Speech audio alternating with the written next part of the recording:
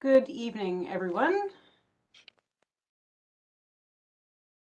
We appreciate that you are here with us tonight for our very first Town Hall Auto Theft meeting. My name is Officer Hillary Dean. I've recently arrived at 22 Division after spending 18 years in 23 Division. I am part of the Crime Prevention and Community Relations Office down here in 22. And I've decided that I understand, or at least I recognize that auto theft is a very large issue that we are dealing with throughout the Greater Toronto Area, and especially within the Etobicoke region where we police. I wanted to create this town hall to invite all of our residents out to share information so that the proper information can be shared, you can be made aware, and that you are fully informed on what to look for and how to help prevent it from taking place. And that is in relation to auto thefts. So as we begin, I would just like to go over a few things here. So we have the 22 and 23 Division Joint Task Force, which is Project Stallion. They will be the first part of the presentation. It's Detective John Cilia. He is running the auto project at 23 Division. He's going to touch base on several topics, such as why is there so many vehicles stolen, how are they stolen, and what happens after the vehicles are stolen, as well as some statistics. I will then follow up that with an auto theft prevention tips part, and I will talk in depth on several of the prevention techniques and devices that are out there to assist you.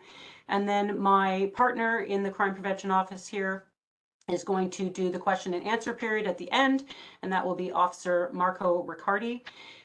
He is my partner here in 22 in the crime office, and he's basically throughout the presentation going to be monitoring the chat and grouping similar questions together, so that if you have questions, please put them into the chat. You will all be muted during this presentation as the volume of participants we have is quite large. So please put your questions into the chat and he will group them together, and then he will present the questions at the end and we'll go from there. Basically, how do you ask a question? You're going to look for the text chat feature on your computer or device. You're going to open it up and type in your question. The questions will be answered at the end of the presentation. And then basically, what happens if we get to the end of the presentation and your question is not answered, or you don't feel comfortable asking in a public setting? There will be an information page on ways to connect with us and your local police division.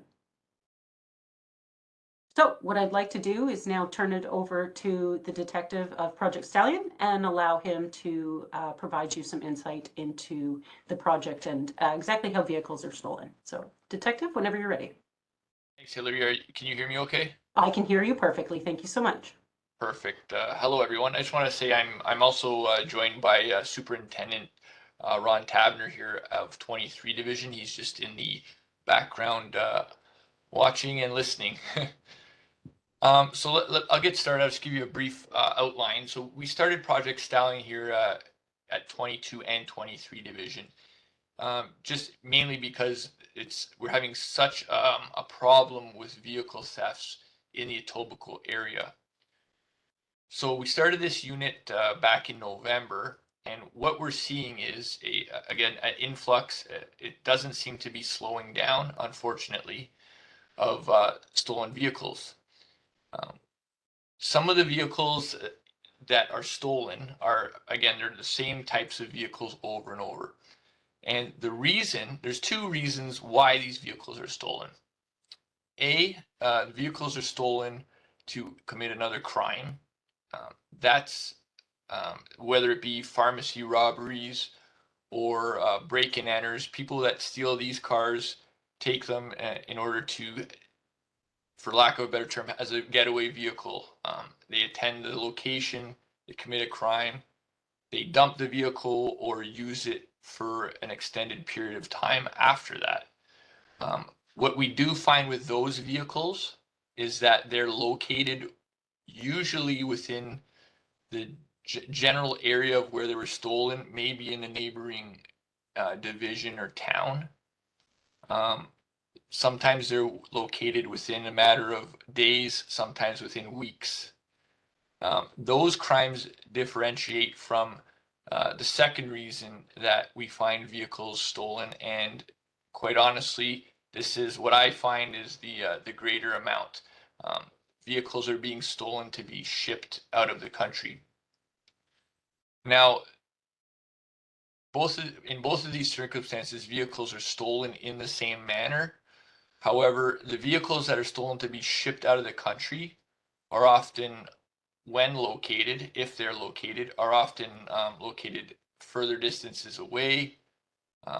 What we find with these vehicles, and again, I might be preaching to the choir. Some of you may very well be aware of what goes on. In the Toronto region, the vehicles are stolen. They're then driven, for the most part, eastbound towards the Port of Montreal. Port of Montreal is, I believe, is the second biggest port in all of Canada. They're either driven or, sorry, I should say, put on a rail cart. Long story short is they end up in the port.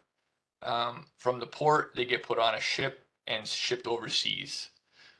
The reason this is done is because essentially people make a lot of money doing this. You can pay somebody in the city here anywhere from $500 to $2,000 to steal a vehicle. Usually it's newer model vehicles. Those vehicles are then brought to a shipping yard where someone in charge would be arranged for shipments to go overseas. That person who's shipping the vehicles will have some kind of connection in another country, whether it's or a continent in Africa or the United Arab Emirates, which is some of the areas we find most of our vehicles being shipped to. And those cars will sell for anywhere from $50,000 to $80,000 US, depending on the type of vehicle. Now, what I often find, or what we find while we've been doing our project, is that after a vehicle is stolen, and if that vehicle is destined to go overseas, I would say 50% of the time that car is parked for a day or several days in what they call a cool down period. Now, essentially what that means is they'll steal, say, someone's 2021 or 2022 model Dodge Ram pickup truck from their driveway. They'll bring it to a secondary location. They'll usually disconnect any form of say Dodge had a GPS from the factory. They'll disconnect any factory GPSs, and in case somebody had a secondary GPS device, they would let it cool down at a location, and in hopes that the police didn't seize it or locate it. And that just gives them that extra time. And then if the vehicle is safe to go back to in a few days, they'll go to it and then they'll bring it out east towards Montreal, or they'll put it on a rail cart. That just protects their assets, if you will.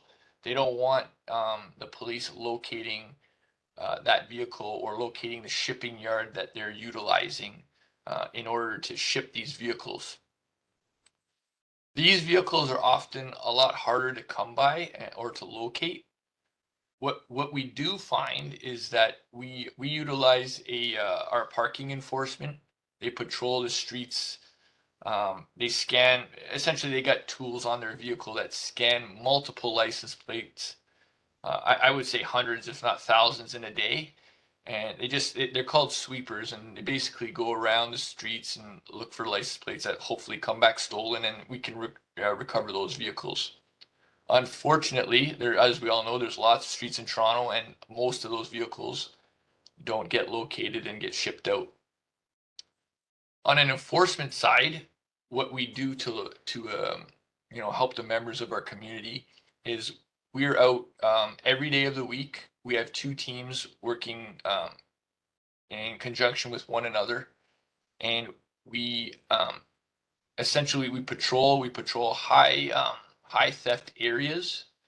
What we do is we look for vehicles that we believe could be target vehicles for thefts, or we look at patterns, crime trends that have occurred over the last few weeks. and we try to make ourselves available in those areas. Another thing we enforce is fingerprint and DNA hits. So oftentimes what we get on recovered vehicles is we might get a fingerprint located on them, or we might get some form of DNA located inside that vehicle that comes back to somebody who has been arrested in the past. We conduct an investigation into that information we received, whether it be DNA or fingerprints, and we contact the owner to see if that person perhaps may know the owner. We don't want to go and arrest the owner's friend just because his fingerprints in the vehicle, but we'll contact them and say, do they know party A? And oftentimes they do not. And we'll look at pressing charges in relation to those fingerprints or DNA. As an enforcement side, I would say a large amount of our arrests come from DNA and fingerprints. It's a great tool that we utilize. It does take time. If anybody on here has had their vehicle stolen, you would know that oftentimes it's several days before you might get it back if we've recovered it. But again, it's a tool that we need to use, and I firmly believe that it's one of our greatest assets when it comes to finding the perpetrators responsible for stealing vehicles. Another thing we utilize is our partners at the Canada Border Services Agency. We utilize the border agents as a tool to track down shipping yards or shippers who we believe are maybe acting in a manner that isn't so lawful. Sometimes we receive information that a certain address is perhaps shipping stolen vehicles. We'll look into that. We might go attend that location just to see if cars are coming and going, oftentimes in the middle of the night. And from there, we'll grab container numbers and we'll pass those on to our border service agency, and they'll flag those containers. Again, this is a great tool that we utilize on a weekly basis. These are basically the main reasons why vehicles are stolen. Again, it's either for a crime vehicle, which I stated is in relation to committing another crime, or for profit being shipped overseas. I'm just going to get into some statistics. Hillary, if I want to go to the next slide, do I just press down? I think you're muted. Yeah, my apologies. Yeah. Which slide would you like? I'll throw it to you. This is fine. I can go on about how vehicles are stolen, or Oops, sorry about that. Are you not able to change it on your end? I can. I was just curious, what button was it? Was it up and down? I think it's a down arrow, or you should just be able to go to the side. Yeah, I'll touch on this. Okay. So in 22 and 23 division, there's been 984 stolen vehicles in 23 division and 774 in 22. That's a lot when it comes to the city of Toronto. I believe 22 and 23 division are the two highest ranking divisions in the city. The most frequently stolen vehicles are Hondas, Toyota SUVs, Ford F-150s, and what we're seeing now is a lot of Dodge Rams and the Toyota Highlander models. I don't believe it's reflected on the slide, but it's some of the updated information we have. The reason that is simply because those vehicles are what's being requested overseas. They're getting away from the Honda CR-Vs and they're getting more into the Highlanders now, I believe, because they fetch more money. Like I touched on before, the vehicles are being shipped overseas. Some of the common methods are the perpetrators, I'll give you an example, will attend your driveway at night because they drove by and they happened to see your brand new Dodge Ram parked there. So being good at what they do, they know to attend the front grille. What they'll often do is they'll reach through the grille with a long set of pliers, They'll cut the horn wire, which your alarm will still go off once they break into your car. However, your horn won't go off. So you will be none the wiser. From there, they'll either punch your lock with a screwdriver or another form of tool, or what we're seeing a lot now is they'll drill a very small hole right above where your, I guess you would call it your lock mechanism is at the top rail of your door, and they'll stick a small object in there and they'll pop out your lock and your door will open. During this time, your lights will be flashing, but your horn won't be going, so no one will know. And within a couple minutes, they'll hook up a OBD reader to your basically your fuse panel where your OBD reader hooks up to. They'll get a code from that. They'll hook it up, and within a couple minutes, they'll have a code in order to reprogram a new key fob. And c'est la vie, your car is gone from your driveway.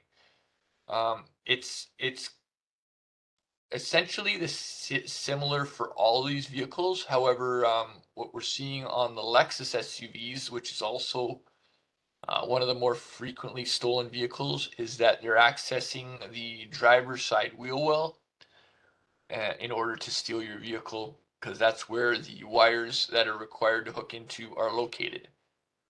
The people that do this aren't just guessing, they know exactly how to do it before they attend your driveway. And more often than not, they're locating your vehicle on a whim, basically driving up and down the streets at night, and seeing what car they want to steal. In relation to, again, there's other forms of stealing vehicles. Sometimes they'll attend, and if they can't access the horn, they'll have a different tool with them that can scan, say, the front of your house where you may keep your keys close by. Hopefully not, but they'll scan the front of your house with a tool. Oftentimes it looks like a long wire. They'll hold it between their two arms, and they're trying to read the signal off of your key fob. And with that, they can access your car and again steal it. Just clicking through the slides here. Some of the hot spots we have in 22 division are Sherway Gardens. That's a huge portion of our thefts are from there, from 22 division. The reason being essentially is because it's a giant parking lot, and a lot of people take their nice cars to the parking lot. Again, it's no fault of theirs. It's very hard to it goes unnoticed, if you will, because obviously there's a ton of people walking around the parking lot at any given time. And again, there's a ton of cars there, and us as an enforcement side of things, it's a very large lot, and it's hard to pinpoint what we should watch. Even when we spread out, there's literally hundreds, if not 1,000 cars there on any given day. Another spot is the Cineplex Cinemas. Reason for that is because that's on the Queensway. Reason for that is because if they're sitting in the lot and they see, I'll use my name, John, pull up in his Lexus SUV, that's a 21 or a 22 model, and I go into the theater, well, you can guarantee that I'm probably not coming back to my car for at least 2 hours, which gives them a lot of time to figure it out. The Kingsway residential community is also being struck, I believe, and this is only a guess, but I'm fairly certain it's because it's quite a nice area, and there's a lot of higher end vehicles, newer vehicles in that area. And that's for 22 division.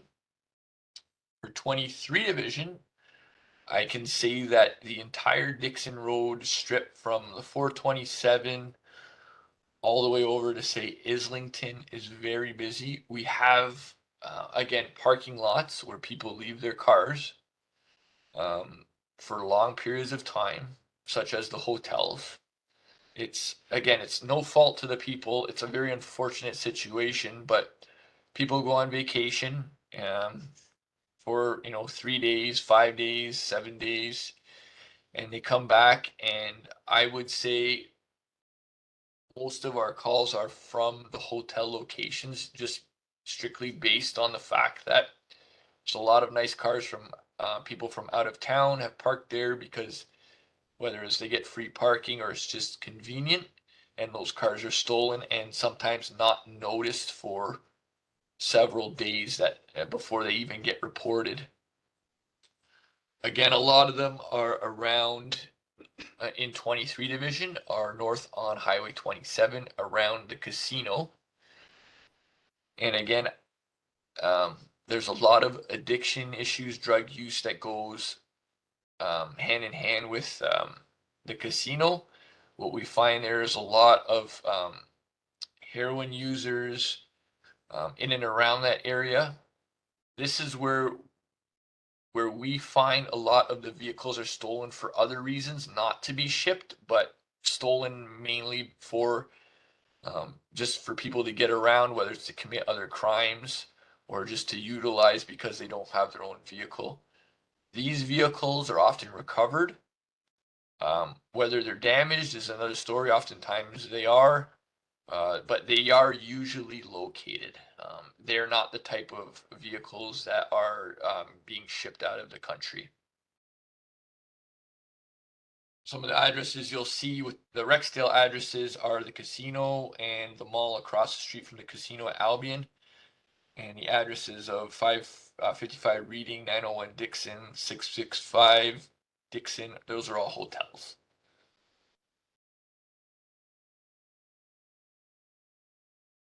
Again, organized crime is the main fuel behind the stolen vehicles that are being shipped overseas.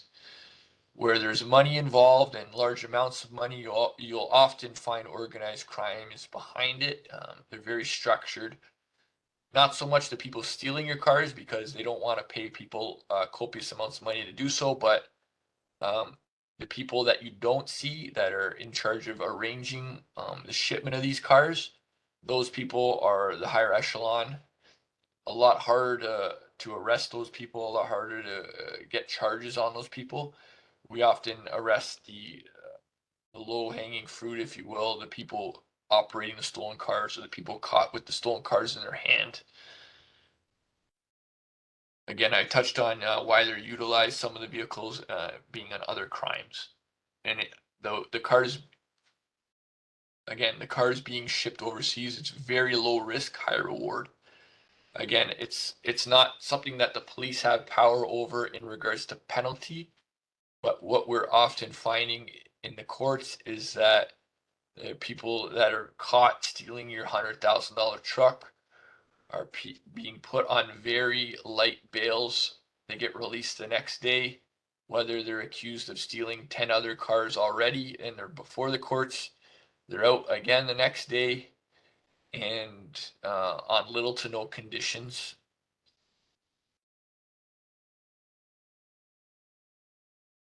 I touched on this a little bit. Sorry, Hillary. I know I kind of spoke a whole bunch of things, but I touched on it. And that's quite all right. If you want me to go forward, just let me know. Yeah. So warm-up thefts. I know everyone gets nervous. We don't find too many warm-up thefts. And what a warm-up theft is, obviously, is middle of winter. You go out and start your car.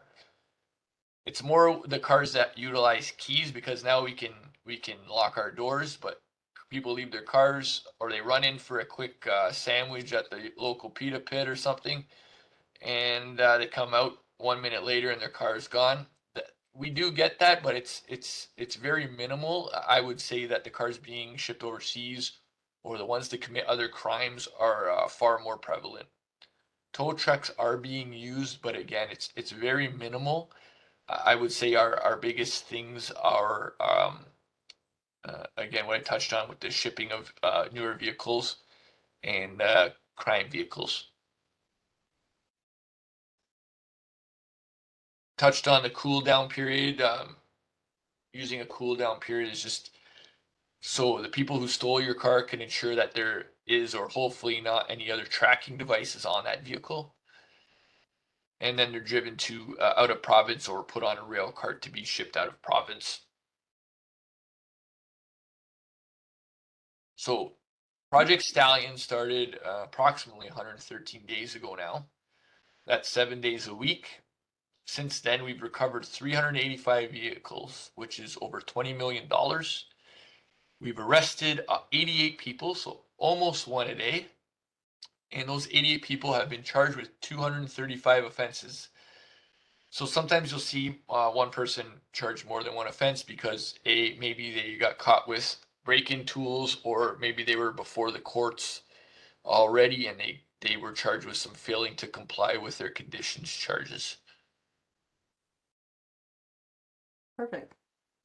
Okay, thank you so much for that, for providing a little bit of an understanding and a background into how and why vehicles are stolen. We'll go now into our auto theft prevention tips. Again, I'll just, for the people that may not have been on earlier, my name is Officer Hillary Dean and I work out of 22 Division in the Crime Prevention Office. Just before we started the meeting, I see you, Inspector, you had popped on there. I apologize that I did not introduce you. Our Inspector out of 22 Division, Anthony Paletta, is on the line, as well as our Inspector out of 23, Michelle Cipro, is here as well, joining us. They are just monitoring, and if you have any questions for them later, I'm sure they'd be happy to answer. But basically, everything will be answered by myself, Detective Celia, or my partner, Marco Riccardi. We also have joining us, I've asked the Organized Crime Enforcement Unit. They sent over Detective Jason Smith, who's also listening into this presentation. And if there's anything that he can provide some feedback on or some attention to, he knows that he's more than welcome to jump in and point that out. So just going into the auto theft prevention tips. Auto crime is obviously a persistent threat in the Greater Toronto Area and the surrounding cities, and we're here to help you protect your vehicle by identifying the risks and taking away the opportunity for thieves. I apologize, don't know.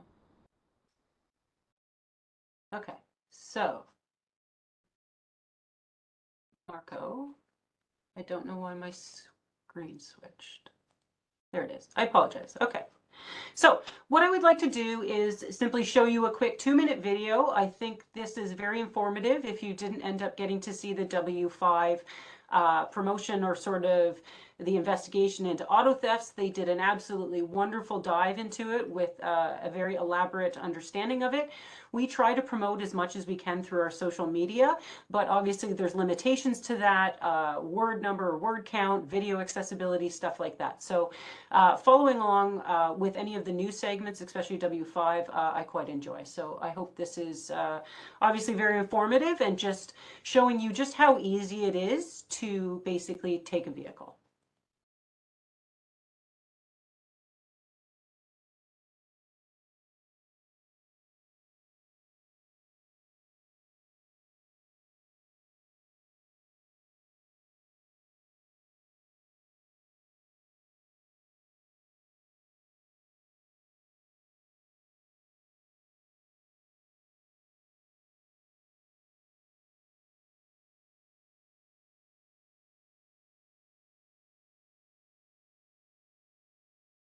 Okay, you sound? Hmm? Do you hear the sound? Yeah, do you? No, there's no sound. Oh, Jesus You gotta Christ. mute yourself for a second.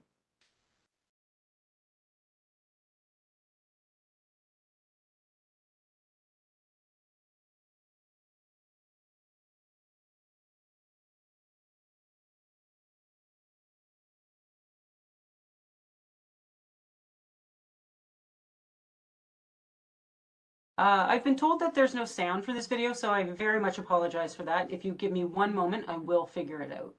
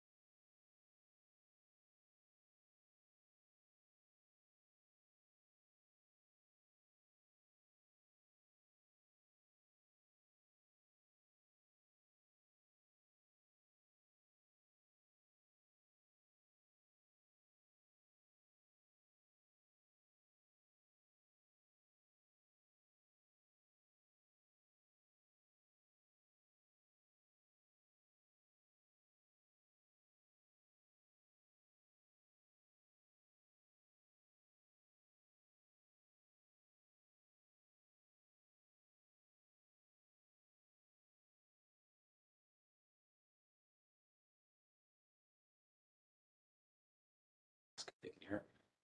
Everybody muted you. You can hear it?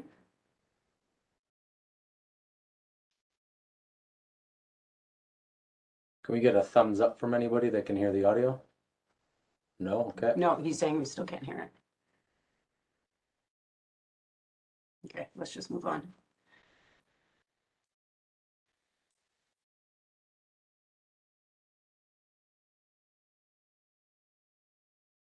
Skip it.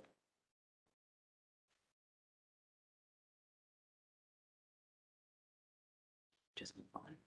Yep. Go ahead.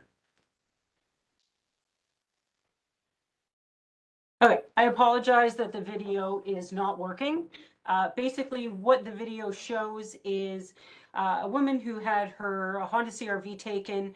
She basically contacted W5. They said that they would show her how easy it was to steal. They basically attended a garage that's on the up and up, but they offered to provide the woman an understanding of exactly how fast and how easy it is to have your vehicle stolen. Basically, the criminals, like Detective Celia said, they plug in a device into your OBD port, which is where if you were to take your car to a mechanic's, they would plug in to find out all of the warnings or any sensors that have gone off on your vehicle. And then basically it reads the car and they're able to start the car and overwrite the key and start the vehicle from there. So in the video, I apologize again, it didn't work. I would suggest that you go to W5 and look up the auto theft.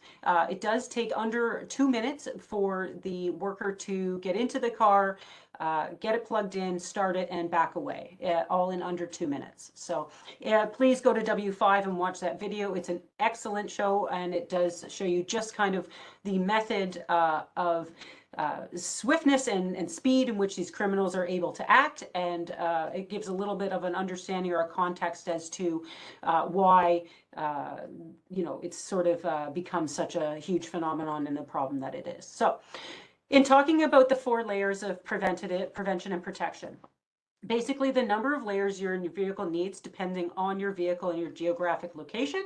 Your budget and personal preferences should determine which anti-theft device is best for you.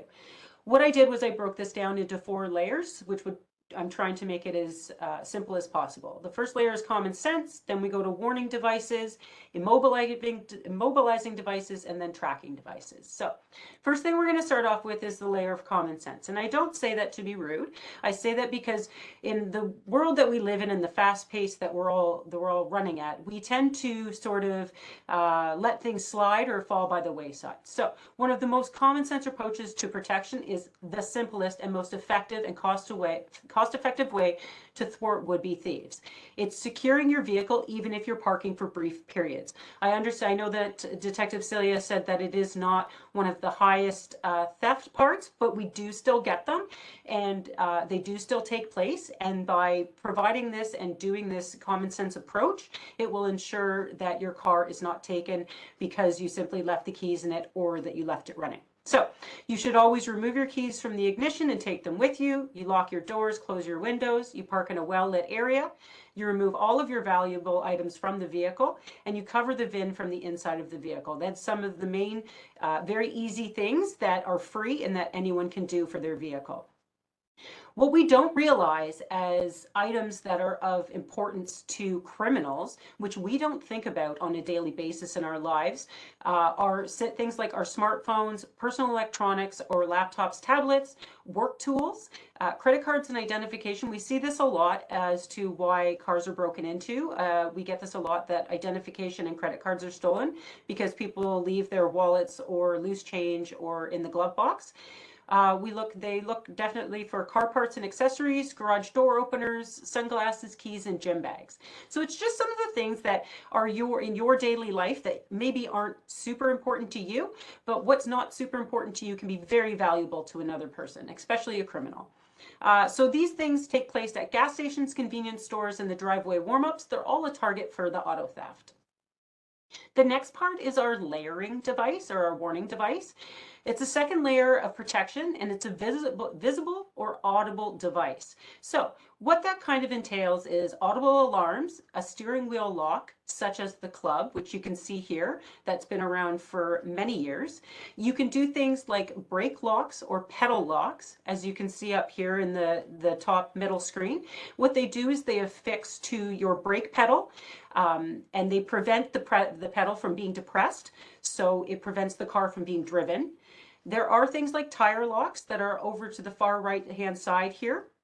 They attach to your wheel and are kind of like if your car was being repoed, that's what they're like. They're open or put on with a key. There's theft deterrent decals, which indicates that there's GPS tracking and warning systems on the vehicle. You have identification markers in or on the vehicle, which could be the warning decals or indicating that there's any other sort of GPS or alarm system that's been installed. We do recommend that OBD2 port blocker. That is one of the best methods of protection for your vehicle. What it is it's a system or a little device that gets inserted into the OBD2 port, and that's where the car mechanics plug in their device. But what it does is it essentially locks that port up. The only way that criminals are able to get in there is by breaking that system off, which actually disables the port, so they wouldn't be able to even access the port, even if they broke that system. I apologize. And basically a home security system when you're at home. We recommend that you provide or you invest in a high quality security system. I understand that it's not exactly a deterrent these days, but what it does do is it provides evidence for the police, evidence for your insurance company, and it gives us a better understanding and the evidence that we need in regards to the suspects in the description, such as what car they arrived in, what clothing they're wearing, what time your vehicle was stolen at. And that helps us determine a lot of stuff on our end as far as how to deal with the problems and when they're taking place. So by having a simple video system, you could know that your car was taken at 3 o'clock in the morning, even though you hadn't looked out the window since 10 o'clock the night before. Part of the home security that's actually come a long way is the detection of motion, which you can signal to specific areas and to people. So something like the Ring cameras have motion activation. So if you were to set the area or the perimeter on those cameras to simply your driveway, your phone would alert you in the middle of the night if there is motion in that area that you've set up. So that is also a fantastic way to help basically prevent the theft and be alerted to the incident if someone is on your property. So just going on with the warning devices, there are drawbacks with using these devices. I get that they're heavy and cumbersome to use and to carry and to keep in your car. They are and can be annoying when you're only gone for a moment. I understand that putting on something like a brake lock, even if you just want to run out to the store, can be very annoying. And that some of these devices can be easily tampered with. So something like the club is a visual deterrent, but the thieves have obviously found a way around this. What they do is they cut your steering wheel and simply remove the club off your steering wheel. When we do find ways to prevent car theft, the thieves simply seem to be a couple steps ahead, and or they're able to easily figure out the ways around it. So basically, while these can provide rudimentary protection in your car security system, thieves can break through some of these devices. So basically, you don't want to be only using these devices because it may not be enough. One thing to look into is while your car alarms can still be helpful, basically when an alarm goes off nowadays, people really don't pay much attention to it.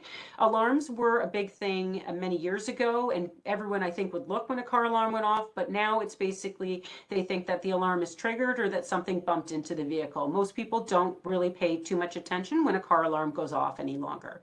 So one of the best things to do is install an aftermarket alarm system that can't be tampered with by the criminals. And what Detective Celia said about pulling out the wires out the front and cutting the alarm system in order to get around it, that's one of the ways. If you installed an aftermarket alarm system, the thieves would not be aware of that, and that the wires would not be able to be cut with that. As simple as something, because the wires are basically installed after, and that they are put away from anywhere that they would be able to be accessed. So our layer 3 is our immobilizer device.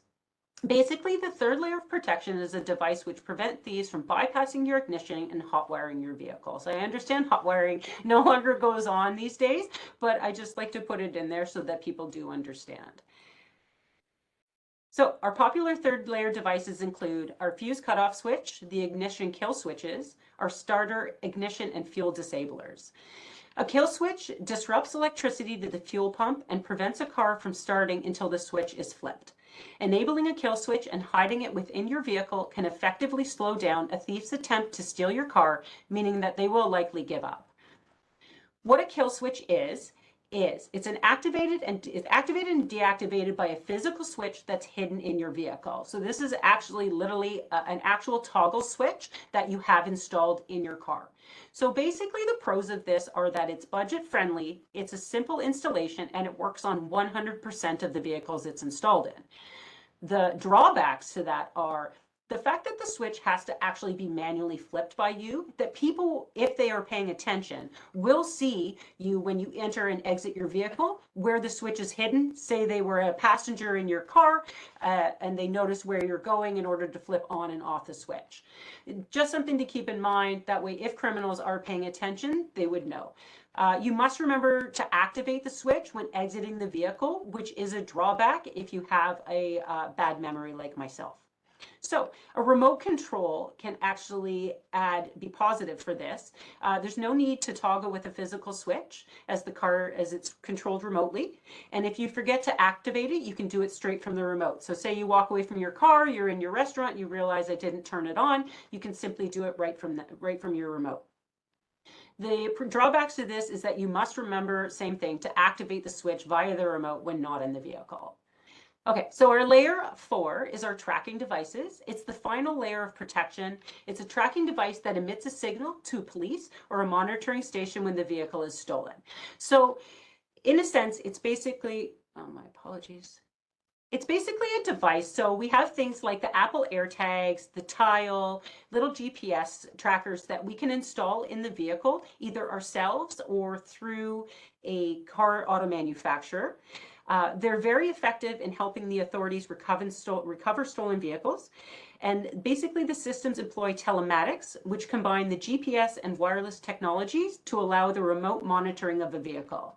If the vehicle's moved, the system will alert the owner and the vehicle can be tracked via a computer or your device. So Apple AirTags actually emit a signal or a noise, and they can be picked up by any phone that is an Apple phone. And it simply states that an Apple AirTag is near your telephone. So if you put Apple AirTags in your vehicle and the criminals come and take it, what they'll do is they'll scan your vehicle with their cell phones, and they'll be able to tell if there's Apple AirTags in the vehicle. What they'll do is they'll use the noise device or the noise locating feature in order to locate the Apple AirTag within the vehicle. Now, Tile has come out with a device or Tile that allows you to have the only tracking that it will permit is by the device that actually sets it up. So any criminal that were to scan your car for the Tile would not be able to locate it because it is only strictly set up through your phone and paired with that phone. So installing multiples of these devices in your vehicle, maybe perhaps one in a common space and then another or two in a very well hidden space, can definitely help in locating your vehicle. If the criminals think that they've found one or two, but you actually have three and they're well hidden, perhaps they might let it go and then we're still able to track them. One of the things that the criminals have gotten wise to is obviously these tracking devices. And what they do is they get these jammers. You can see here, they can plug it into the cigarette lighter. And what it does is it simply jams the signal all around the vehicle from any sort of tracking device. So it allows them to go from point A to point B with the vehicle, knowing that they're not being tracked. They remove the device when they arrive at the drop location, maybe scan the car for more GPS, but at least it gives them some assurance that while they're driving the vehicle, they know they're not being tracked. So there are many options on the market for that. I would suggest that perhaps it being one of the cheaper options, that's something that is very simple to do and easy for any community member to do. So just in talking about things that have come to our attention. I saw this last week and I thought it would be a great idea to share it with everyone on this forum, as basically this could be a potential issue for us. So it was an article that was published back in January 2020, January 23rd in this year, and it explains that Quebec's auto tracker rules are pushing the thieves to Ontario. The whole sum of the article talks about the fact that the insurance companies in Quebec are piloting programs to test the impact of using a tag program, which is a tracking system. It has trained technicians install multiple difficult to locate tracking devices throughout the vehicle. And the Quebec government has implemented this mandatory installation of the tag system, and it's only for certain targeted vehicles. So we're looking at our Honda CR-Vs, our Ford F-150s, what they deem as the highest theft of vehicles is what they're looking to put it on. But the problem is the fact that this is going to push criminals into Ontario if they, or I guess when this program comes up and they realize that these tracking systems are much more in depth and that they will not, it will take them much longer to work around. So what they'll do is they'll simply leave that vehicle and find another one that's much easier to steal. On the Nextdoor app, which I monitor on a daily basis, I saw this in the response to the post in regards to the Quebec in implementing this. And it basically was from Dave in Canada. He said, I'm in Quebec and I recently purchased a new vehicle. My insurer didn't force me to get a tag system, but they advised my deductible would be $2,500 and my policy would increase over $600 per year without it. There's not much choice in the matter. So just wanting you to be aware that this is something that's happening in Quebec and that there might be a spike in auto thefts in Ontario, and that not waiting for basically your car to be stolen, that investing in prevention is the best option. It's the cheapest option. I just wanted to talk about some of the crime prevention initiatives that we do at 22 and 23 Division. We have a community policing initiative and directed patrols. So what happens is we monitor and get information from the projects in regards to areas that are being hardest hit or that we're able to see a pattern. What myself and my partner Marco do is we read these reports. What we do is we create paperwork that allows the road officers to conduct directed patrols in these areas at specific times when we realize that the crime is highest and we believe that crime might take place. The other things that we do are pamphlet distribution. We use the auxiliary police officers a lot for this. I'm not sure if you've seen them in your neighborhoods. They wear the light blue uniforms, and we have them hand out break and enter, theft prevention, auto prevention. We send them to Sherway Gardens. We send them out into the community. We do door-to-door drop-offs as well as vehicle drops, information on specific vehicles when they are known to be targeted. We do have social media. And at the end, we will provide you with our social media links, and I do encourage you to follow us. We do community level presentations on auto theft, among other things. We try to do crime prevention through environmental design, which we call CEPTEDs. They're basically audits of either your home or your business, and we can talk about issues that you face or areas in where crime prevention and protection can be improved. We do things like information sharing via our email blast. 22 is actually looking to get started on this. We have a large vast of emails, and we're planning on starting that up in hopefully the end of this month. I believe that 23 already sends out their email blast, and we do, or my partner does, YouTube videos on a bunch of things, including auto theft, and there is a great one on the Apple AirTags. I just want to talk. So normally we go over and talk about the 10 most stolen vehicles. I decided to do the top 15 just to add in a little bit more so that it would give you a broader picture. So here on the left-hand side, we have the top makes, which include the Hondas, the Toyotas, the Jeep, the Lexus, and the Land Rovers. Those are all in the top 5. And then on the right-hand side, we have the top models. So we're obviously the Honda CR-Vs were huge last year, the Toyota Highlanders, the Land Range Rover, the Jeep Cherokees. So these are all last year's numbers. I apologize because 2023 has just started. We're not going to know sort of what's the highest stolen vehicle, but I have seen reports that Ford F-150s or the Ford trucks are the biggest thing that are kind of going up, or we're seeing a spike in them. And the news is also reporting that they are seeing a spike in that as well. So if your vehicle is on the list, I'm going to highly suggest that you heed some of this advice and look at how much you can afford and what it looks like to you in order to provide protection to your vehicle, and what you can do with that. So what I'm going to do now is I'm going to hand this over to my partner, Marco Riccardi, who's basically been wonderful in dealing with all of the questions that have come in, and I've seen a flurry of them come in through the chat, which I am so happy to see.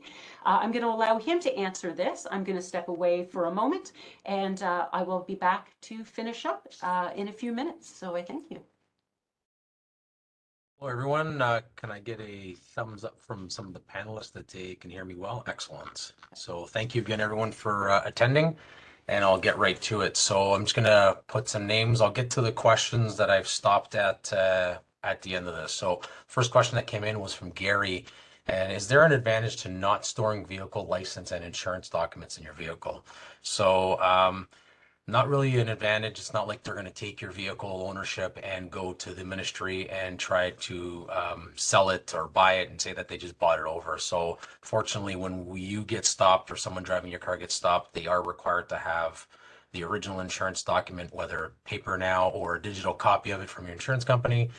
You can have a photocopy. So if you're really not sure about it, you have a digital copy of the insurance document on your phone, and you can put a photocopy of the ownership front and back inside your car, so you shouldn't have to worry about that. So the next question is from Gary again. Is there a grace period for producing license and documents if requested by police, i.e. at the station? Absolutely. There is no grace period. So you must have those documents with you when you get stopped. So driver's license, ownership, and insurance. If you don't have them, you may get a warning. You may also get a ticket. Next question would be from Mike. Any statistics on auto thefts from condo garages? Would you use the same theft protection as if your auto was parked on your driveway or street? And the answer, I don't have any statistics. I don't think, do we have any statistics on that? I'm getting a nod, no. Unless one of the detectives have stats for it or not. But yes, you would do the exact same thing you would do in your driveway, because technically your underground parking garage, or whether it's a covered area, is your driveway. So cover your VIN, like my partner mentioned, the more layers you have, the longer it takes. One of the comments later on is that bad person or suspect person that stole someone's car was in their car for 20 minutes trying to cut the cable that was wrapped around their steering wheel. So the more layers you add, the longer it takes, and hopefully they just leave because it's taken too long. So that's why we say cameras, so we can know where they come in, motion detector lights, an aftermarket alarm system, so that way if the car is being shaken a little too much, it'll set off the siren, which they can't cut. So like on the Dodge Rams, which was mentioned, they cut the two front horns, or on the Jeep Cherokees, or the Jeep Wranglers, they won't be able to know where the siren is, and that'll go off, and hopefully it scares them away. So next question will be, that was from Mike, is from Bonnie. Why can we not monitor and inspect shipping containers before they are locked and sealed? So our detective had answered that in the text. I'm not sure if anybody saw it, but for those who didn't see it, it's literally, there are thousands, if not tens of thousands of shipping containers that are moved by any port, whether it's from Toronto, from Hamilton, from Montreal, from Vancouver, or from any city, major city that goes to onto a train car. There are procedures on that side. CBSA doesn't have enough inspectors to inspect every single one, so they do random ones, and that's why you see sometimes in the news we find 30, 40, 50 cars at a port or at a company that's getting ready to ship them out. Next one would be, why are containers at our ports in Canada not inspected before they are shipped out? Same question. What are the most vulnerable areas for auto theft in South Etobicoke? So obviously the map was there. And we can go over that privately if, now it's from Karen. If you want to see the map again, we can provide that to you. From Cherry, what happens when you arrest someone? What is the consequence and the punishment? Do they get a slap on the wrist? Why not make the penalty a flat 10-year sentence with zero chance of parole or any other sentence? I'm going to leave that to the detective from the auto squad to answer, or Detective Smith from the major case, just to kind of see they deal with more of the convictions. If either one of you want to unmute yourselves, or I can do it for you.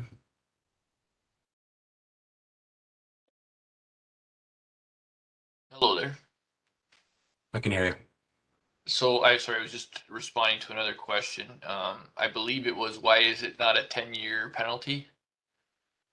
Just simply because the criminal code doesn't stipulate that as such. And, we can get into an in-depth conversation as to, what my beliefs are, but oftentimes with penalties, they base it on previous case law. So if, the last 20 people have been given A, B, or C as a penalty, they base the next person who gets convicted of that offense on those penalties. I firmly believe that people who are responsible for these thefts should be held more accountable, whether it's a more stringent penalty. But again, I'm not a lawyer, and I should have stayed in school longer and became one. But they are more up to date on case law. But 10 years for that kind of crime is not going to happen, unfortunately. Should it be more stringent than it is? I believe so. Maybe things will change as they start seeing, more people complain about it. And that's all I can say on that matter. Thank you, sir. I'll just reiterate or add to that. Unfortunately, the courts see it as a property crime. You have insurance. It's why you pay insurance. If something happens, you'll get it back. They don't take into consideration the hassle of the little things that you have in your vehicle, the sentimental value or objects that you may lose, some tools, and some people have general contractors lose tools in their vehicle. That becomes a separate insurance claim because those tools fall under your house insurance. So again, the courts, we arrest and we bring to the court, and then what happens there is out of our control. But if enough people start calling their local member of provincial parliament and complaining, maybe something gets done through the Solicitor General. So I'm going to move on to the next question. From Matthew, are you seeing people breaking into houses to get key fobs or primarily using technology to mimic the key? So I think it was answered before, but I'll just reiterate it for those who came in a little later. It does happen sometimes where they do break into home. It's literally because they know that 80% of the people keep their fobs or their keys at the front door.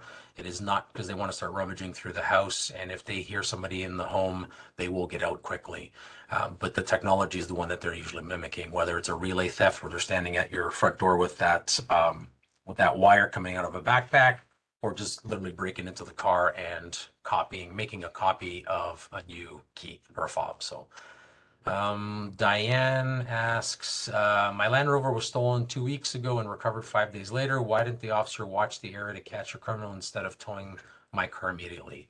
It depends on how many officers we have available to do that. And I know that it's done because officers from our station did that the other day. They located a stolen vehicle, and the officers, along with some plainclothes officers and uniform officers, sat on the vehicle for a bit, and then were able to arrest 3 people in the car. So it does happen, but it just depends on how many officers are available, everything else that's going on, and sometimes we treat stuff in priority. So if somebody's being hurt for something else, we have to go to that instead of attending the recovered stolen vehicle or the report for a stolen vehicle.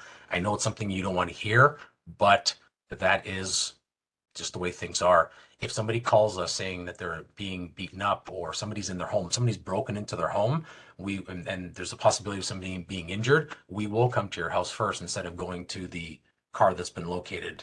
So just keep that in mind. I know sometimes when you're the victim of a vehicle stolen, nothing else matters. but unfortunately we work with priorities, and our priorities have just been implemented over the years. So personal injury first, we need to stop that, and then it trickles downwards. So Diane, my Land Rover was stolen. So that's the same one I just answered. Sorry about that. The next one's going to be from Diane again. Why are officers not regularly patrolling the Kingsway area? I don't ever see police in the area, which could be a reason why so many thefts occur here. So I personally, as the crime prevention officer, and Hillary does it as well, we drive around many different neighborhoods. And if there's, depending on where vehicles are stolen, you may see one of these. You may have had, your neighborhood may have been in this, and you've gotten one of these, which has the top vehicle on it and stuff to protect yourself. I've had a few people get back to me saying that they've had it, and they've called me, asked some questions. So yeah, unless you're standing outside, I'm not sure where you live. The officers try to patrol as much as we can on secondary roads and tertiary roads, dead end streets. You may not have been looking, or maybe we didn't pass on your street. Fortunately, there's a lot of streets in 22 Division, and some of the officers may be driving by and not actually slowing enough that you would have seen them or not. But we try to get everywhere as much as we can. Maureen, as Canadian citizens, what can we do to have the federal government do their part in making our shipping ports less attractive for thieves to use? And who do we write to express this desired action to be taken? Well, that would be your member of your federal parliament, wherever you live. We have people from not only 22 in our meeting, or let's say Etobicoke, but get a hold of your member of provincial parliament and federal parliament, and complain. Now, the federal government can also lobby to have some of the encryption side of the car makers, have them change stuff so that it's not as easy, because certain vehicles are more susceptible than others in terms of being stolen. So get a hold of them and try to complain as much as you can, get all your neighbors involved, and the more people they hear from, they may actually do something. So back to Diane. How many gangs / groups do you think are operating out of 2223? I will leave that to the detective because I don't know the answer to that. There's tons of different groups. Some work individually. Again, there's tons on a weekly basis that strictly drive from Montreal or other towns in Quebec that attend the GTA or Toronto more specifically. And the only reason they come here is to steal, 6 vehicles and then drive them back to Quebec. I can say that there's probably hundreds of groups, and that doesn't count the people that work for those groups. And then there's dozens upon dozens of companies within Toronto or the GTA that are responsible for shipping cars locally to Montreal, and vice versa. There's tons of groups that take the vehicles and then just drive them to Montreal. So it's not like we can just round up a few groups and then it's all done with. It's kind of like sticking your finger in the crack of a dam. We're just trying to use the agencies that we have in order to figure out the best remedy or preventative measures. Like Mr. Riccardi said, our best measure is speaking to you guys in the community, and you guys speak to your neighbors, or you guys speak to your friends and family, and just make them aware of ways that they can protect their cars. Like driving, if you have, like, say, a new Dodge Ram, and the first step they do is to reach through your grill and cut the horn wire.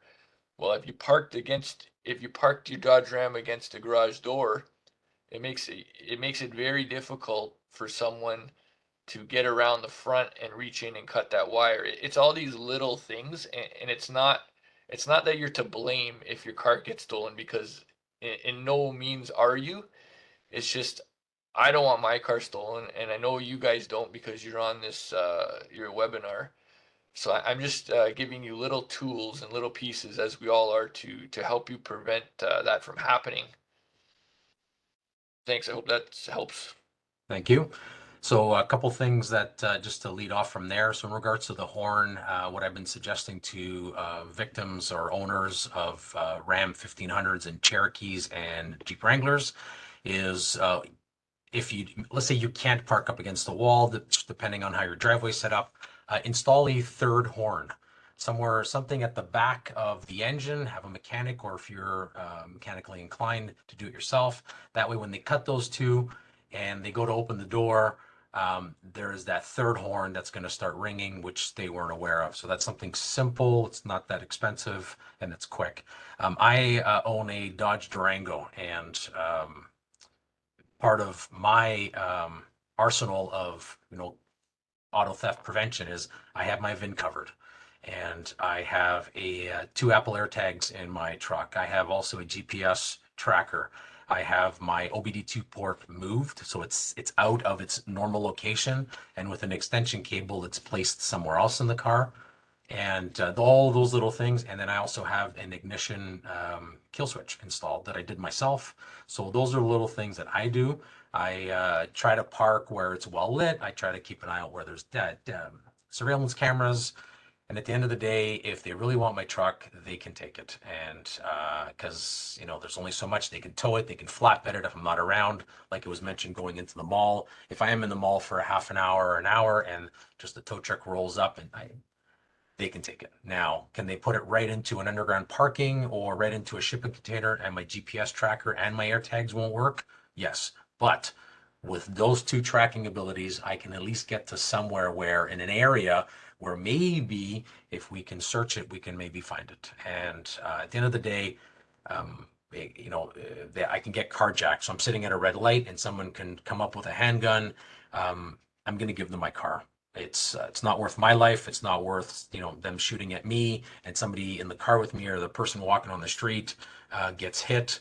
They can just take the car, and then that way I'm safe. They leave. The person walking, minding their own business is safe as well. So I'm going to go on to the next question. Anna asked, where can you buy a good Faraday pouch? I bought some on Amazon and it didn't work. So I would have suggested Amazon, but I'm not sure of any other place. I think most of, let's say, Best Buy would maybe sell them. I don't know what you mean by they didn't work. The good way to test it is putting it in the bag and then walking up to your car with your fob in the pouch, and see if your door opens. And like walk up to the car and use your handle, or if the lights come on because it senses that your fob is close. We do have a partner with Crime Stoppers, and it's called Keep Your Community Safe. So Keep Your Community Safe. I think it's CYCS. I don't own any stock in the company, so I'm not pushing them. I don't know how much the pouches are, but they are partnered with Crime Stoppers. There was an event, I think earlier, about a year and a half ago, where they were giving some away through Crime Stoppers. I'm sure they'll be doing that again. So, and okay, next question, Diane. The two people that were arrested in the Kingsway and Bloor, any feedback on how many thefts they were involved with? Detective, do you want to answer that? Because I think they were involved with one previously, and then the vehicle that they were trying to steal, but I'm not sure if there's anything else, or if you can't even say it. I can say it because they got arrested. So from what I know is pretty much what you stated. They had a vehicle, and I believe they were scoping out another vehicle at the time that they were arrested. We did locate or had another vehicle that was GPS was tracking it to the same location a day or two prior. So we believe that they're responsible for stealing that one as well. I'm going to go out on a limb, and just being the detective that I am, is going to say that they've probably stolen or had stolen or were about to steal several more vehicles, just because of the mere fact that they were caught with so many different key fobs in their possession. Oftentimes, a group of two individuals could steal anywhere from 3-4 cars in a night, in any given night. And when you're making, $1,000 to $2,000 a car per night, it's quite lucrative, and that's just to steal them. So although we did charge them for, it was either one or two stolen vehicles, and also charge them for possessing all those master keys. It's my belief that they've probably stolen many cars prior to that. Thank you, sir. Gremlin asks, buy an AirTag instead. My second Range Rover got stolen and the police were able to track it down at the Port of Montreal.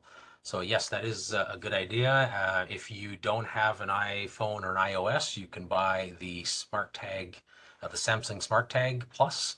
Those are another device. I would suggest putting two in the vehicle, one that's a little bit easier to find, and then one tucked away a little bit better towards the back. So if they do get the pop-up on the iOS, and it's saying that they're being tracked and they're doing the play sound feature, and it rings, let's say in the center console, the one that's in the back won't ring because of the road noise, or if it's tucked away, let's say between some sort of insulation, that'll kind of muffle the speaker. I did put into the chat the link to remove a speaker. It does obviously void the warranty from Apple. You can buy them on Etsy as well with the speaker removed. But if you have two of them, they may just find the one, toss it out the window, and then keep going with the other one. If that message pops up again, they may just think, it's the one from before. Don't worry about it. So keep going. Our AirTags were removed when they found them. That's from Tony, our AirTags. So they actually wrote our AirTags were removed. So I'm assuming they had two of them and they were removed. So at the end of the day, it still gets us into an area and you're made aware that your vehicle's been stolen. Diane, would the police consider offering AirTags with perhaps the volume removed so that they don't make sound, which they could place in a good place in their vehicle, increasing the chance they wouldn't be found? I'm going to speak for my boss. Unfortunately, I don't think we have the budget to buy AirTags and to give them out to every owner of a vehicle. That would be something maybe you can get a hold of Crime Stoppers, and they can get like some funding from private companies or other people. Maybe they could do that, but it's $40 for one at Apple, and I think for four of them it's like $130. Again, I don't own any stocks in Apple. It's one of the more popular ones. I don't own any stock in Samsung, but the Samsung Smart Tags as well. The only difference with using the Samsung and the Apple AirTag is that they piggyback off the cellular connection or the Wi-Fi connection of the actual phones. The problem with Tile or this one I had here a long time ago, I forget what this, a tracker with a track with an R, is that you have to have the app opened up on your device for it to be able to piggyback that information back to you as the owner. But when you're installing it or you're signing in for a new device, one of those conditions is that you will share your cellular connection with Apple to use the Find My feature or find whatever the equivalent to the Apple one is or the Samsung one is. So then that way it's a cellular connection. In North America, we're probably at a 45, 55 or 50-50 split in terms of people that are going to have an iOS, an Apple product or an Android product. If you go outside of this, like in Europe or any other part of the world, it's going to be higher, maybe at about a 60 to 70% that there's an Android product versus an iPhone, just in terms of cost. Next question from Tony. It's more of a comment. You can search Apple AirTags with your phone and they can pull them out when they hear the beep. Yes, that is correct. You can also do it with Android. So Apple went out and made, I think it's called Bluetooth Detect for the Android product. And you can get it and then you can scan for Bluetooth devices. Unfortunately, people that don't want to work legitimately and want to just make your life a living hell will go out of their way. These products were made for for you. When you lose your keys, you lose your dog, you lose your luggage, but they've taken it and they've done it with they've found ways to put them in your car if they ever want to track your car back. If they don't have time or they're not really as comfortable as stealing the car in the parking lot of a mall or something like that. So unfortunately, there's ways to defeat it, like my partner earlier mentioned, in terms of whatever we come up with, they'll circumvent it. Whatever they come up with, we try to suppress it. So Cherry asked, why cover the VIN? So the VIN, I think there was another question as to what, okay, the next question from Karen is, why do you mean cover the VIN inside the vehicle? So the VIN number allows the thieves, we've seen it on several videos where they come up to the car just before, or a half an hour before, and they'll take a picture of the VIN. It limits the amount of time spent reprogramming the key is more or less what it is. It also tells them that the vehicle, it gives them the year, the make, the model, and stuff like that of the vehicle. So let's say your Acura is like a 2016 to an 18 and they're not really sure, and they only have the product to steal the set 18s and above, and but yours is a 16 and they look the same. Let's just say it hasn't been changed yet. It narrows down the window for them to reprogram the key, but also narrows down their window for their shopping window in terms of if this is the vehicle that they want. Can you recommend from Diane where to get an OBD2 port blocker? So you can get them from Amazon. I'm not sure what they're made out of. There is a company, and again, I don't own any stocks in them, Sherlock. So the company that used to etch your windows and plastic parts with like a code that was unique to your vehicle. Sherlock, as in like Sherlock Holmes, they're a company based out of Quebec, and they sell a metal OBD2 port blocker. And you can get them installed at various auto glass repair facilities. Hugh, which of these methods is most effective? Tire locks, the club, brake locks. So depending on the criminal that's attending your location, like when they used to have the club, those used to work for a while. And then the thieves started carrying hacksaws. And then we've seen some that are carrying drills with them. So they'll drill out the lock. Then to circumvent that, you install the steering wheel lock facing down or facing the dash. So you can put your hand in there, but you won't be able to get a drill in there. Every piece of prevention has a way to get around it. So again, if you build up enough of them, you're tiring them out, or you're kind of delaying them, and they're going to move on. Okay, from Bonnie, what are they actually doing with the VIN? Okay, I already answered that. And again, if anyone wants more clarification on some of these questions, I'm trying to skip through because we only got about 11 minutes left. Please contact Hillary or myself or Adam up in 23, and we'll be glad to sit on the phone or meet in person and explain at greater lengths. This is from AJ. Would it be best to confront the criminal, or would you let them be? So unless you're a ninja, I'm going to say let them be, because your personal safety is not worth your vehicle unless somebody's in there, or you need to protect them. So we've all seen the videos where there's a struggle, there's a fight, cars left in gear and stuff like that. Give them the car. It's material, it's property. It's not worth you being injured or getting hurt over it. But you can, if you have like a camera system that has like a siren on it, then you can set that off. If you have your fob in your hand, before they are able to deactivate your fob, hit the panic button. Hit the panic button on your other vehicle in the driveway. I guarantee you it'll set them off. I remember watching a surveillance video where the thieves try to get in the car. They open the door, and not too long after, the siren starts going off, and the two of them take off running just in time to get into the getaway vehicle, because that vehicle was taken off because the driver didn't want to get caught. So avoid them at all costs. If you can, scream, yell, call 911, stuff like that. From Bonnie again, do they need inside help from a dealer to do that? No, they don't. These products, these tools that they're using, like these scan tools, your local tire shop has it, so it doesn't have to be the dealership. So a local, mechanic that can come to your house to change your tires, because some of these are, these same tools are used to program your tire sensors and stuff like that. So no help from the dealer. It was maybe at the beginning where they had inside people, or the vehicles were being serviced and we saw them being stolen not too long after, but it's not the case anymore. From Hugh, is there a list of reputable kill switch vendors? Matthew, not too long after, Tony mentions a company. Again, I don't know any stocks in it. Car Systems Installations. They're based out of North York. But any automotive shop, your dealership, your mechanic, any place that installs audio, car audio systems, the Tint King, all those locations, Speedy Auto Glass. Some of them do, some of them don't. Just reach out to your mechanic, and I'm sure they're going to know somebody who can put you in the right direction.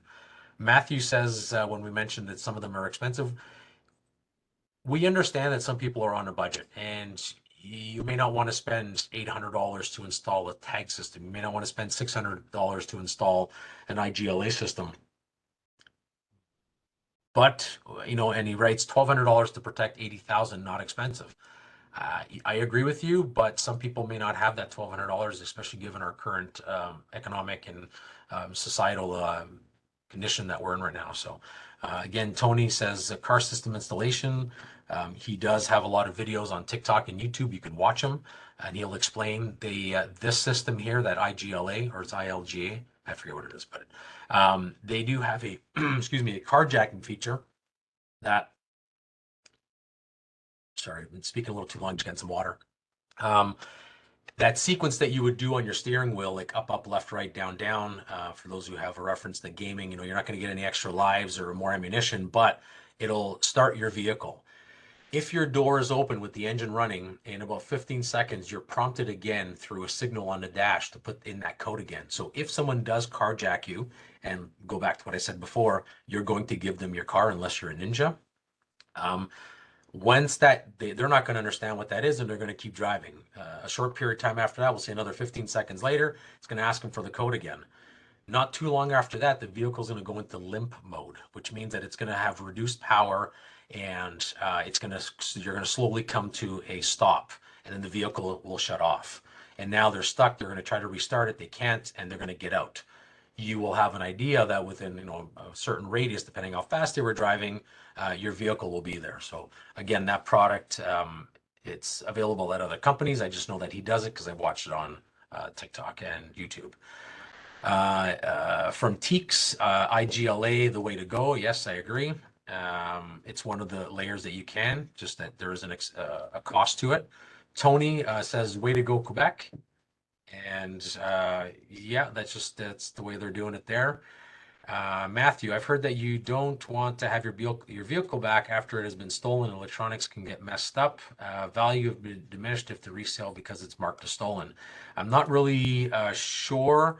The electronics don't get messed up because I had a friend who had their vehicle stolen, and the only thing it did, it was unprogrammed their fob, and it was a couple $100 to reprogram. There was a claim because they had broken the door handle, but it was $2,000 or $3,000. They did get their car back, and it was during COVID where the wait for the same vehicle was about 1.5 years. So sometimes getting your vehicle back is a good thing. So that's completely up to you if you think that the value's been diminished. But if you see a vehicle that's been stolen and you see the repair cost that it's only a couple $1,000, it wasn't damaged, wasn't accidented, it may not be a bad thing. I've only got about a minute left because I'm going to give about 5 minutes to do closing comments. And so again, the questions I don't get to in the chat, I will have a copy of them, and our information will pop up soon. So Diane, how do we lobby Ontario insurers to consider the Quebec model? You're going to have to call them. You're going to have to call your insurance company, maybe call the Insurance Bureau of Canada. I'm trying to think of the body that renders or covers the insurance in Ontario, but just call them and say, hey, how can we get that product? And that way you're not charged, and it's, maybe lower it. And I guess the last question is going to be from Tony. Our theft spent, no, it's not even a question, it's a comment. Our thief spent 20 minutes in our driveway cutting away at the cable lock wrapped around the steering wheel, and he took his time. So that's about it. And unfortunately, it depends, if you don't have the motion detector lights and stuff like that, siren didn't go off, they got more time they could get in. So Hillary, back to you. Awesome. Thank you so much, Marco and Officer Riccardi. That was fantastic. Sorry. Okay, so just in closing up, we said that this would go until 8, and I don't want to keep anything past that. I just want to say a big thank you to Detectives Cilia, Detective Jason Smith. He has been on this call. We haven't obviously needed him, but I sincerely appreciate him providing his time to this, as well as Detective Cilia. We have on the line my Inspector Anthony Paletta. Thank you again, sir, for joining us for this. Inspector Michelle Cipro, she is on the line and has been listening. and as well to all of our community partners who help promote, educate, and work hard in our community to make it a safer place. I sincerely appreciate your help, your assistance in promoting this, and I appreciate everyone for attending. This is our very first town hall in regards to auto theft, and it's something that we've decided to do as a review of this, and hopefully with some positive feedback from the community, we can possibly have another one. And just to make a note as well, Superintendent Tavner, I do know that you were on this call with Detective Cilia, so thank you, sir, for taking the time as well. He was hiding in the background there. But he was there. So again, just thank you to everyone for taking the time, taking the moment out of your day to join us for this. It allows us to really educate you and educate you properly so that there is no communication. It allows you to ask those questions. And what we're going to do is as well, so if you still have questions or your questions weren't answered, we're going to ask, and you can take a screenshot of this with your telephone or on your computer. The numbers are on the screen to 22 Division Front Desk as well as 23 Division Front Desk. Myself and my partner Marco Riccardi, our emails are on the screen as well. And just a little bit of a shout out to our 23 Division Crime Prevention Officer, Adam Lorenko. He was unfortunately busy tonight, but I did see him on the call listening in, and he provided some of his crime prevention tips and information to us. And then I put some information to connect with your local area police for more assistance in case you're joining us this evening and you're not from the Toronto area. Peel Police, York Region, Durham, and Ontario Provincial Police are all on there. And what I would love to do is have you follow us on social media. At Instagram is TPS22DIV, on Facebook at 22 Division Toronto Police, or you can follow the Twitter account at TPS Operations. They are the ones that are staffed 24 hours a day, 7 days a week, 365 days a year, and they provide all the real-time information on what's going on in the city. Our Facebook and Instagram are not monitored 24 hours a day. They are simply when we are working. So please don't send us messages there if it's important. The non-emergency number is below if you have a crime that's taken place that's not a 911 call. And again, on our internet site at the Toronto Police, there are many opportunities to provide information on crimes or crimes that have taken place to you, such as fraud under $5,000, damage, graffiti, theft, stuff like that. Everything like that can be reported online through our website. And again, I would like to thank everyone that joined us in the meeting, and we hope you have a great day. Have a good night, everyone. Yes, thank you.